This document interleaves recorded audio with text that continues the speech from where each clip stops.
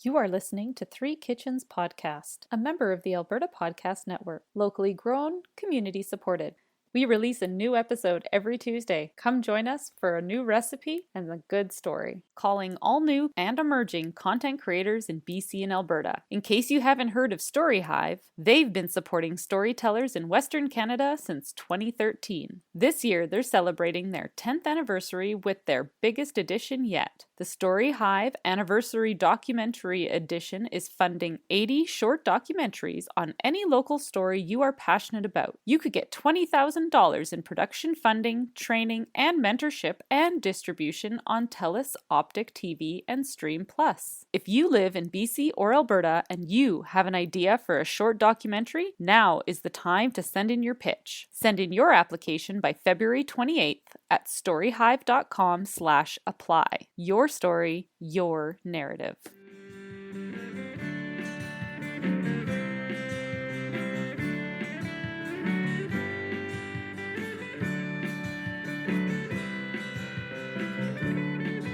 Oh, well, hello and welcome to today's episode of Three Kitchens Podcast. I am one of your hosts, Erin Walker, and I am joined by Heather today, and we are just yapping together. Yay. I'm loving having guest hosts and guests and interviewing interesting people and all that, but it is also kind of nice when it's just us and we can chat. Yeah, there's a lot of chatting that goes on. That gets either cut or happens outside of the recording. Yeah. Can you imagine if you did not do the editing and we hired someone and had to send this out to an editor and they'd be like, oh my God, these people stop with their random chatting, what their kid is forgetting at school or whatever we were just talking about. I don't want to know about the holes you're darning in your socks. Have you ever darned a hole? You probably do darn holes in socks. Not in regular socks, no. In the socks that I have spent hours of my life knitting, yeah, I keep those going. And honestly, I have no idea what I'm doing. I just kind of fake it till I make it. I think I actually know how to darn. I don't know why. Maybe my mom taught me at some point in my life, but I feel like that's a memory I have. Like I feel like I have that knowledge somehow, but I don't have any types of socks that would require, I don't think. There you go. And now darning socks has been discussed on Three Kitchens. So fun. Well, I was going to share with you this website I came across. It's called the 1940sexperiment.com. Oh, this sounds like a good dive. And it is frugal wartime recipes to see you through challenging times. I mean, it's fun for us now. It would not have been fun at the time to have to try to come up with food you actually want to eat with what you've been rationed, right? Yeah. One I came across is called mock brains. I mean, listen, if you're missing the taste of brains, if you're missing those brains in your diet and you're like, well, how could I make something that reminds me of my favorite dish? Brains. Okay, I have heard people though that like the brain is like the, I don't want to say special, but like the most coveted piece. Oh. I've heard people talk about this before and I don't know why. Really? Well, my dad has often told stories of his mom serving them brains when he was a kid because you use the whole animal, right? Yeah. So absolutely all of it. They would have brains. I don't recall him ever telling me like how she prepared them. I think I was like, ew, and then we moved on because I was like, ew. Please stop, Dad. I don't know if I want to hear about that, but I think I've heard of scrambled brains on toast or something like that. Okay, yeah. I don't actually know. I'd have to do a bit more looking at what brains are actually like. But this mock brains look in the picture like little patties, like almost like a hamburger patty, sort of. Okay. What I thought was interesting was what they made it with. So yes, to imitate brains, you've got a cup of leftover porridge, tablespoon of self-rising flour, a small onion, 1 egg, pinch of thyme, and salt and pepper. So you're basically making a porridge cake. Yeah. And that's it. And you just add that together. You roll it in the flour. You're not putting flour into it. You're rolling it in flour and then frying it in hot fat. Now, I guess using an animal fat to fry it would at least give it a bit of a savory meat flavor. Yeah. And actually, the person who tested this recipe, so on the website, I think they test the recipes, then they tell you about it. And they don't skimp on the fat because that gives it some flavor. Otherwise, I would imagine it's like plain fried porridge. Yeah. Yeah. I imagine it doesn't taste like brains. So like, why would you call it mock brains? Because how could that taste like brains? You know what I mean? I wonder if the texture, like I wonder if you would mash or grind the brains to make like a paste almost to cook with. Like a pate? Yeah. I don't know. I just imagine brains being kind of spongy, but maybe that's just this weird image I have from like movies or books or something. I don't know. Maybe it's because we say we absorb thoughts like a sponge. Maybe. I don't know. Or because you need a skull to keep it. It's definitely a soft organ. Spongy, yeah. I think you could put things in your porridge though and make like fried porridge cakes. Yeah. Put some sugar in there, honey. Yeah, like a sweet porridge. Yeah. Or maybe even like spinach and ham and make it savory, like a savory crepe, but with... I guess you could. I mean, maybe not ham. I just realized I went down the wrong path by mentioning ham to you, but... I don't love ham. I have been known to eat it now and then, but I don't love it. Yeah, I just thought that there's probably all kinds of interesting recipes on this. And I like the concept of the 1940s experiment. So this also challenges, I think, our brains. Ooh. You recently introduced us to this Instagram page called Chef Words. Oh, yeah. Which I think we here at Three Kitchens Podcast can admit we need a little bit of help with some of our cooking terms. Yes. We constantly are wondering if we've said something right.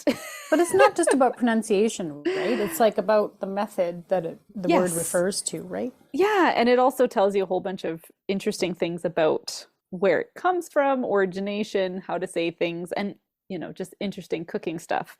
And it's really pretty. Oh, it's like beautiful. Their graphics are so pretty to look at. So it's eye candy, and it's also informative. And as I was scrolling through here, I came across something. It's called an alfajor. What? What now? It is a South American confection, classically featured with dulce de leche sandwiched between two melt-in-your-mouth cookies. And then sometimes it's dipped in chocolate, sometimes it's dipped in meringue, or sometimes it's just got a coating of coconut around it. Oh my God. This sounds amazing. What did you say it was called? Alfajor. How are you spelling this? Alfajor. Okay, not Jorge or anything like that. If you get more than one, they are called alfajores, but a single one would be just an alfajor. Oh. And we had these when we traveled in Argentina 6 years ago.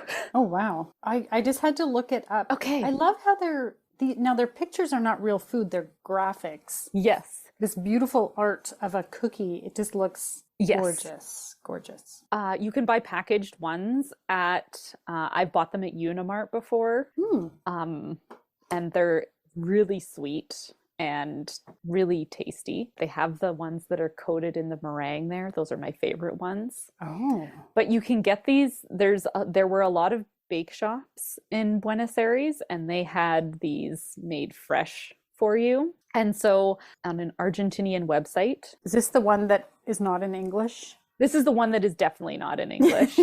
Yeah. My cooking in Spanish is getting pretty good just because I've spent a lot of time looking at these things and writing stuff down, and I can translate most of the recipe with a little bit of help from Google and figure it out. And so these were something that we got while we were there as a special treat for Valentine's Day. So I thought it would be fun to make these again as a special treat for the family. And I thought, why not share this with you guys too?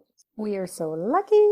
Well, I'm the luckiest because I get to actually taste them. Right? But listener also gets to hear about them. Yeah, and if you want to buy like a packaged pre-made one, you totally can. I would kind of compare them to a wagon wheel, but okay. sweeter because instead of marshmallow in the middle, they put the dulce de leche in there. Mm-hmm. And you can buy dulce de leche in a jar. It's generally not as thick, and so it can run out when you sandwich it between the cookies. Mm-hmm.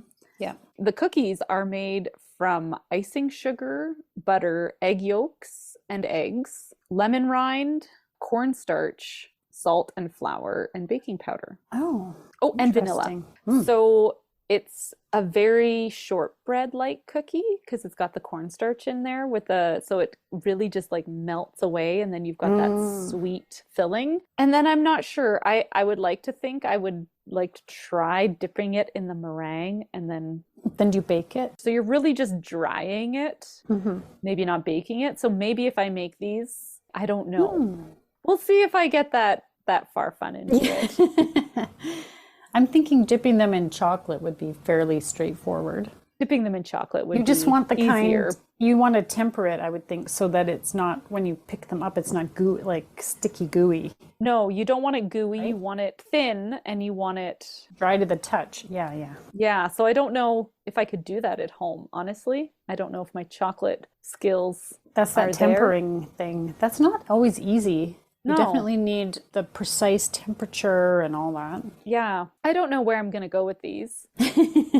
I could do a number of things, but I think just the basic cookie with the dulce de leche in the middle is really good. As long as it stays in. Yeah. Like you said, it can be a little bit runny. Maybe that's the reason sometimes they put it in something, is to keep it all in there. I wonder. I guess you're going to find out. I am going to make these cookies and share it with everybody for Valentine's. Sounds delicious. Thank you, Chef Words, for this inspiration. And everybody go check out Chef Words on Instagram. It's really cool. There's lots of really cool stuff in there. Yeah, I was scanning through things and practicing pronunciations. And then I stumbled across the Alfajores, and I was like, I've had these before. They're delicious. They're super sweet and totally indulgent. I feel like your sweet tooth is going to come right along with me on this one. Oh, totally. You got the right partner for this one, for sure. The Alberta Podcast Network supports Alberta-made podcasts and connects listeners to Alberta-based businesses, organizations, and community partners. First launched in 2017 with 10 podcasts, it has continued to build over the years and now includes close to 40 unique podcasts from Edmonton, Calgary, and Red Deer on topics ranging from local politics to sports to education to entrepreneurship to arts, food, history, movies, and much more. There's truly something for everyone. The Alberta Podcast Network continues building something that helps Alberta podcasters, sponsors, and the wider community. Check out albertapodcastnetwork.com for the complete curated roster of Alberta-made podcasts, powered by sponsors interested in reaching the community. Are you ready to talk about these cookies? I am so excited to talk about these cookies, and you haven't said anything to me about them yet, so I don't know if this is a good thing or a bad thing. Tell me how you made them. Okay, I'm so excited about these. So I would say it's a pretty typical cookie making recipe. You cream together your butter and your sugar in a bowl using an electric mixer. You add in your eggs one at a time, mixing it well between each addition. And then you add your lemon zest and your vanilla and you mix it up really well. In a separate bowl, you're going to combine all of your cornstarch, salt, flour, and baking powder and sift those things together. And then you add them to your wet batter in 3 additions, sort of folding it in using a spatula as gently as you can. You don't want to beat it or press it really hard. You want to keep it light and fluffy. The last addition does not go in with your spatula. You can't really stir it in. You kind of dump everything out on the counter and just kind of gently knead it until it forms a very soft, buttery dough. And so once you've got your dough, you wrap it up, pop it into the fridge for about half an hour, just so that it is a little bit easier to work with because it's very soft. And then when you go to roll this dough out and cut it into little pieces, you do that between 2 pieces of either saran wrap, or I used parchment paper because my kitchen has been saran wrap free for like a year now. Mm-hmm. And so you roll it out between the parchment paper. That was kind of hard to do. And then you just cut out little circles. You place them on a parchment lined baking sheet and you bake them. I did 8 minutes at 325. And then as soon as they've puffed up and they're not shiny on top anymore, you know that they're done. Once you take them out of the oven, you want to take them out right away and put them onto your cooling rack. You don't want them to sit on that pan for any longer than you have to, or they'll get drier and harder. And you want them to be soft and dry, kind of like a shortbread cookie, but not quite. Yeah. And the thing that makes this batter and these cookies so soft and creamy and melt in your mouth is instead of using a granulated sugar, you're using an icing sugar or confectioner's sugar. Mm-hmm. Now, I just have a quick question. The reason for putting it between the parchment paper when you roll it, is that because it's too sticky and it'll stick to your rolling pin? So it's because you do not want to put any flour or anything down on your counter or your rolling pin while you roll it out, or it will change the texture of your cookies. So you don't want to add any more ingredients. Because if you think about it and you're rolling out your cookies on a floured countertop, you're adding more flour to your cookie dough. Right. This one you don't want to add any more other ingredients to. I think I'm going to go with that's why. That might have been lost in translation. Right. I think that's going to be my guess. They bake so quick, you must have to watch them real close, especially the first pan. Whenever I do a cookie, I put it on the least amount of time that the recipe tells me.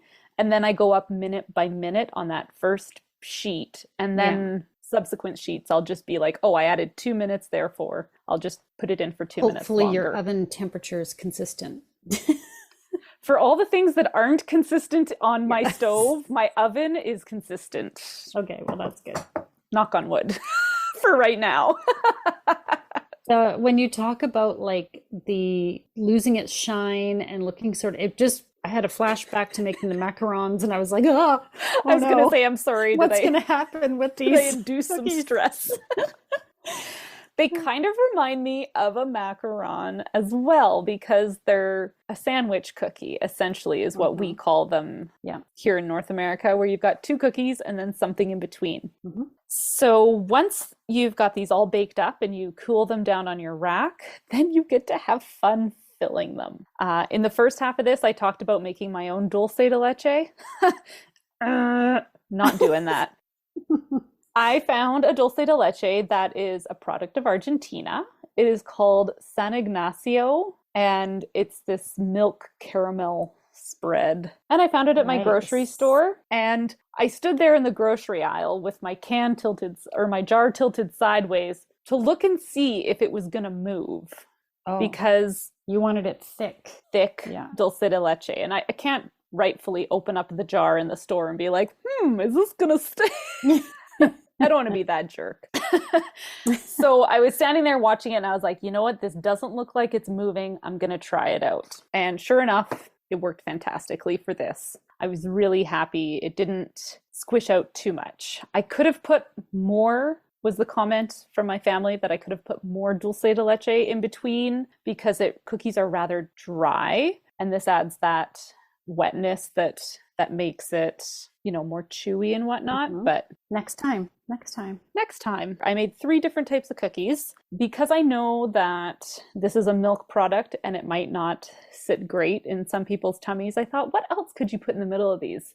And so I was just kind of going through my cupboard and looking, and I thought, oh, how about Nutella? So I spread some Nutella. Again, I was told you could put more Nutella in, but those were pretty good. So the first ones I put the dulce de leche in, and then I just kind of spread a little bit around the outside of the cookie, and then you just roll that in some shredded sweetened coconut. And those are pretty common to find at the little bake shops for your afternoon snack.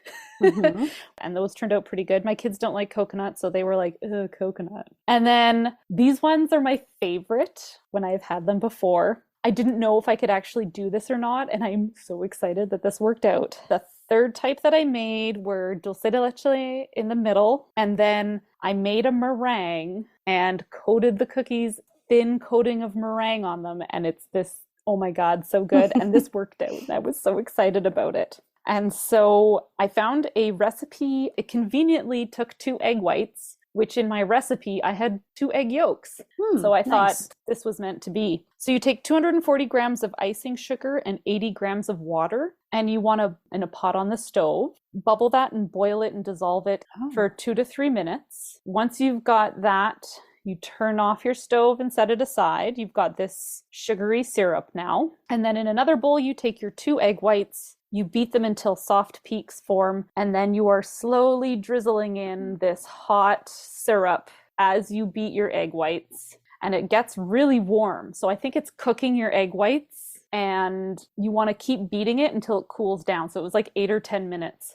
If I would have realized how long and how tired my arm would be after 8 to 10 minutes. You were doing that by hand? I wasn't doing it by hand, but I was Oh, holding my electric mixer. I And see. even that was like, oh my God, it's only been 7 minutes.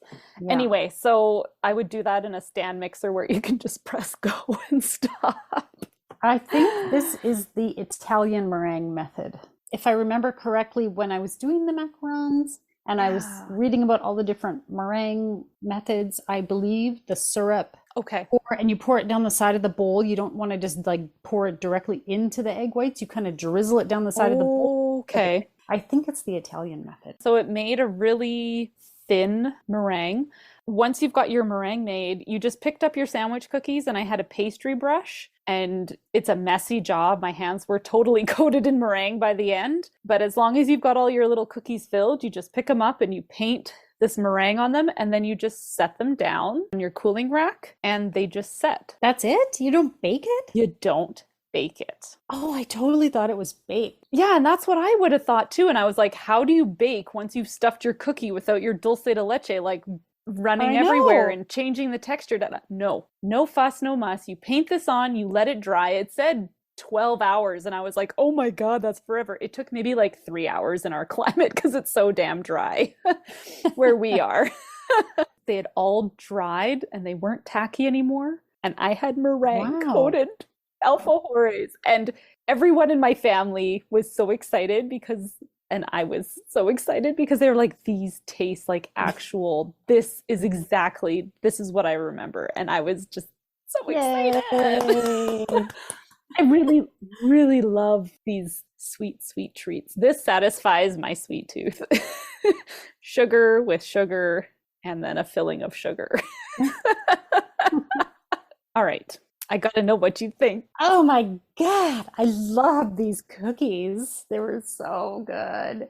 So good. My favorite was the meringue covered one. I let my husband have one, and I ate, how many were there? 6? I ate the rest. I didn't even tell him that there were more that had disappeared earlier. I think it was down to like 2, and I'm like, would you like one of my cookies? And he's like, oh, thanks for sharing. I'm like, I'm such a good person. Okay, nice. Oh, I love them. They're so good. I agree. You could have had more filling. Yeah. Because they are super dry, but with a cup of coffee or tea, it's like perfect because you've got that going on together. Oh, so good. I'm so shocked that meringue was not baked because it's quite a hard, it's thin, but it's like a nice crunchy hard shell. Yeah. So amazing how you can do that. I am fascinated that this worked. And I would say that this meringue, because I made different types of cookies, I had leftover meringue. But I would say the amount here would have made the full batch of cookies into meringue cookies. Which, let's be honest, from now on, that's all I'm going to do. I want to dip all the cookies in that now. And I like it too because it was like it's such a pretty little, you couldn't even tell that it was a sandwich cookie underneath because it's all coated. So it was kind of like a surprise inside. Right. I don't know. I thought it was genius. I'm so glad you liked those. I just absolutely love these cookies. That's one thing that I don't think I knew was that Argentina, everyone talks about their meat, and they're a very big meat culture and barbecue and asado and blah, blah, blah. But their bakeries, oh my God, like you walk into there and there were some cookies that it was like a single cookie on the bottom. And then they would have this, it looked like the top of a DQ cone. Oh yeah. You know like how it's swirled up. and it was chocolate coated. And we were like, oh, what's that? It was seriously a cookie with a mound of dulce de leche on it, covered in chocolate. Like, oh, yum. They just have the sweetest sweets in their bake shop. They are so darn good. And what we experienced was that they commonly ate these as their like after school snack. So bakeries would not be open after dinner. They would only be open until like 5 or 6 at night, because everyone would go and buy all their baked treats and goodies and for afternoon snack. Yeah, I'm on board. Yeah. I want a siesta and then an afternoon Alfajore. Right? You wake up from your nap and you get to have sugary treats and another coffee. Yes. Oh, yeah, so good. Even if you don't want to go through the effort of making them, although you should, go out and you can buy a pack in like a Latin American market. They usually have them, just to try them out and experience the pure sugariness of them. So this was a special treat for us for Valentine's, since we were there over February. And and this was a good recreation of memories. I'm glad you made them. I think worth it. I think I'm going to be making some more sooner than later.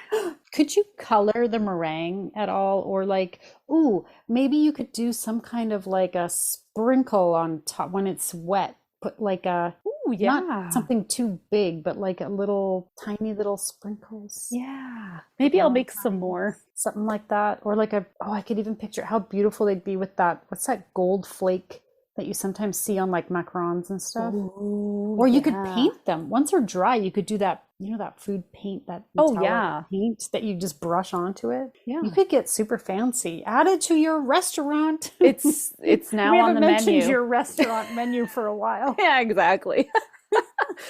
Oh, you know what I was going to say, that meringue also reminds me a little bit of that kind of coating on a store-bought pfeffernusse. You know, when you buy those ones that we always get them at Christmas. Yeah. I know you've made pfeffernusse for the podcast before, but I usually buy them. And so I had bought a bag for myself, of course, because I'm I'm here and I'm buying the pfeffernusse. And they had this really nice, very thin outside layer. And that's what these reminded me of a little bit, except better because it's homemade. Next time you make your pfeffernusse, if you ever do again, that would be so good.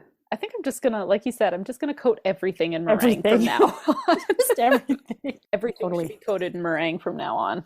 Especially if you don't have to bake it or fuss, just let it dry and you're good to go.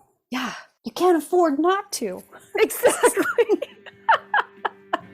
Go forth and fill your cookies, dip them in meringue, and thank Argentina. I'm so happy. I never thought I would get the meringue ones again.